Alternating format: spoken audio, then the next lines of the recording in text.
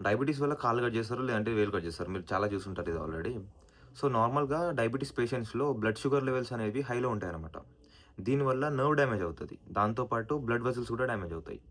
Nerve damage వల్ల ఏమవుతది? Sensation అనేది తక్కువవుతది పేషెంట్‌లో.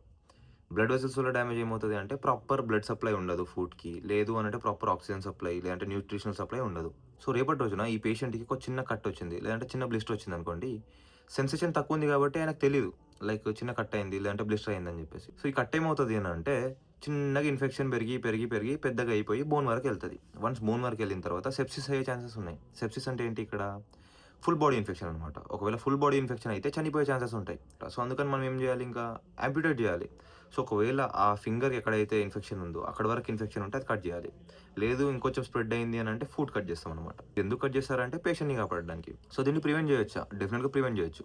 So, ఎవరికైతే డయాబెటీస్ ఉందో, లేదు మీ ఇంట్లో వాళ్ళకి, మీ రిలేటివ్స్‌కి ఎవరికైనా డయాబెటీస్ ఉంటే ఇవి గుర్తుపెట్టుకోండి. వాళ్ళకి షేర్ చేయండి.